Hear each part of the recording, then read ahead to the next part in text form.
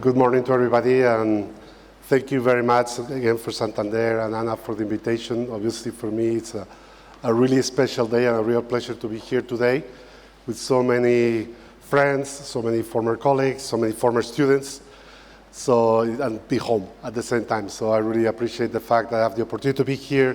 It's hard to follow a discussion on global security issues with such an authority as we just heard, and then go on and talk about banking regulation, But I think that you are a bank. Santander, as far as I know, continues to be, apart from a city, also a bank. And it's also probably useful that we discuss a little bit about banking regulation. In my remarks today, I would like to focus about one specific aspect of banking regulation within Europe and the work that we do at the European Banking Authority in this area, particularly and mainly about the area of ESG. And within ESG, I really will focus mainly on environmental, and within environmental, I will focus my remarks mainly on climate, because as you know, climate change and sustainability are now widely recognized as the key challenges for the economy and the financial sector as part of the economy, I would say in Europe, but probably more broadly as well in the world. They have become certainly top priorities in the European policy agenda. I would probably say that's the top priority in the economic policy agenda in the European Union. And I think over the last few years, it certainly has become also a top priority across the world more widely. Now, in that part, building sustainable and transparent and efficient financial markets that would facilitate the change of our financial and economic structure going forward is ensuring at the same time that transition to a more sustainable economy will be effective and at the same time timely and to the benefit of all of us.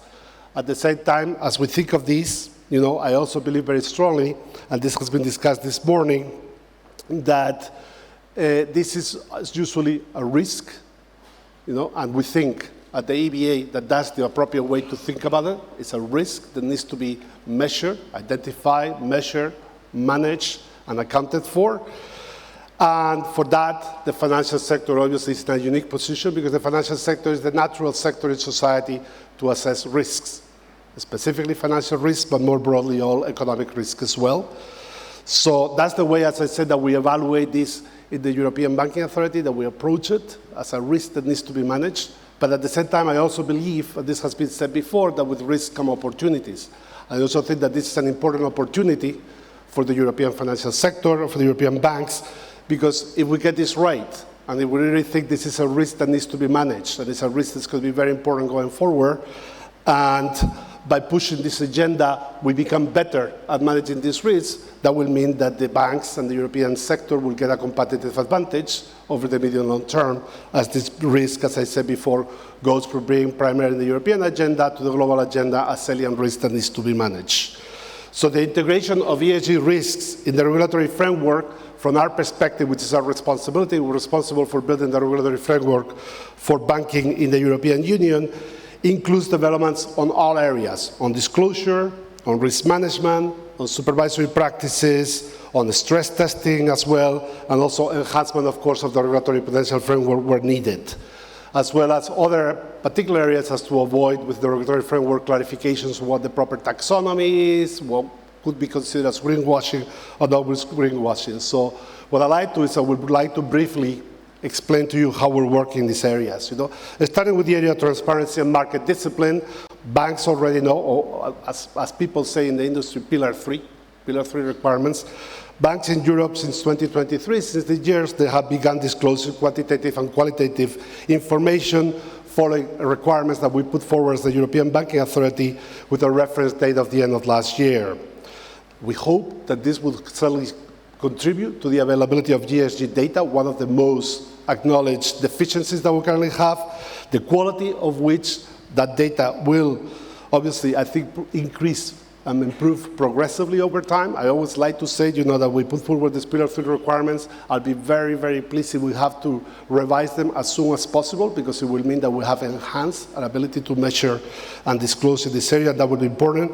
And at the same time, we're working in this area of disclosure very closely with other initiatives that are happening, not just within the financial sector, the regulation going on that what we call horizontal across all the corporate sector, but also in Europe, but also at the same time the agenda internationally as disclosure becomes part of the discussions, particularly in our context, in the context of the Basel Committee, which established banking supervision.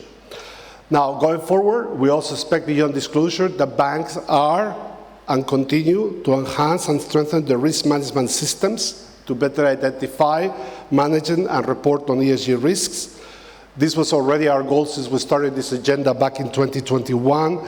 By now, we know we have initiated work in updating several of our own guidelines, which is the regulatory product that we put forward to banks to include ESG risks.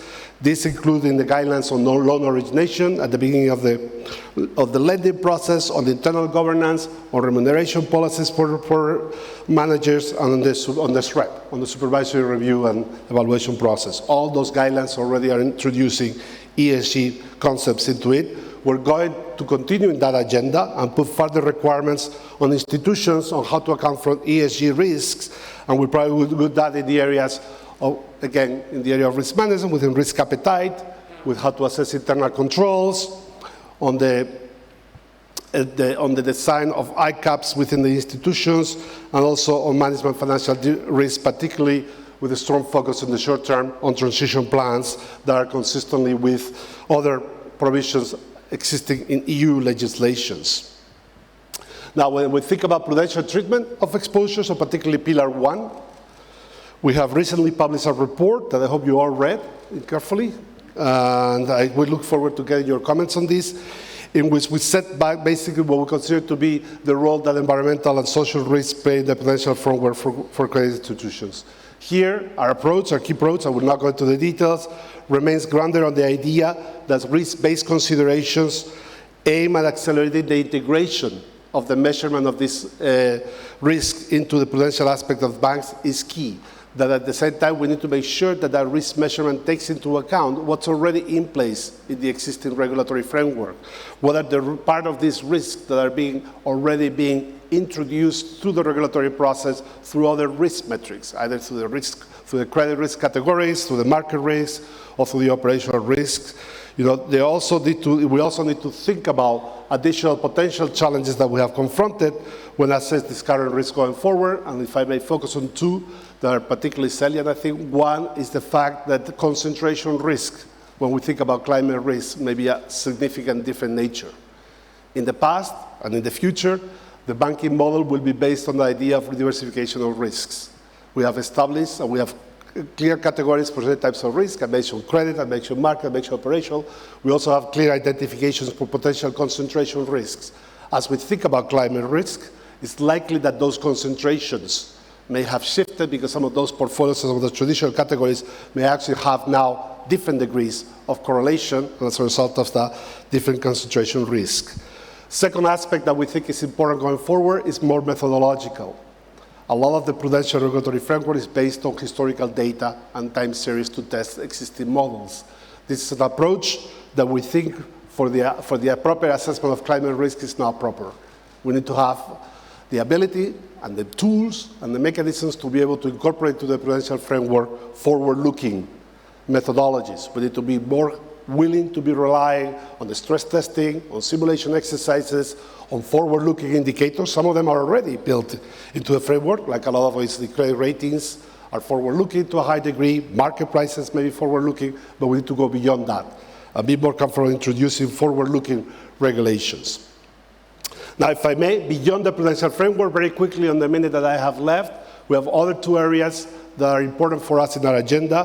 One, in trying to identify and provide infos on what will be considered as green loans, on green mortgages, particularly in the areas of SME and retail, particularly for households, where we think that it's obvious that the development in having the capability of starting with the process I did before, having data disclosure by the counterparty, by the borrower, it's very unlikely, very difficult for SMEs to do that, and for individual households to do that. There we need to develop a little bit of a regulatory framework that will help in identifying what's considered a green loan or what are characteristics that may be helpful to understand what could be considered as green or less green, or like people like to say, and I'm quoting a former governor of the Bank of England, Mark Carner, a strong leader now on this agenda worldwide. You know, there may be 1,000 shades of green as well out there. And the second aspect in which we've been working on the other side is we're working also on what's a common definition of what could be considered greenwashing. As we go forward, we need to make sure that we distinguish talk for action, that we distinguish well-intended intentions for not so well-intended intentions. And we will be coming forward by the beginning of next year with the other supervisory authorities in Europe with a common definition of greenwashing, with a common understanding of what could be a definition of greenwashing in the context of the financial sector. So let me stop here. Thank you very much for your attention. I would just conclude by saying, please keep in mind that this is a very important agenda. It's an existential challenge for our societies, we think, and it's a challenge where we think that the financial sector is not particularly less prepared or more prepared. It's just like the rest of society. It needs to get prepared and it needs to manage this risk, and that's unique for the financial sector. Thank you very much for the invitation. It's a pleasure to be here.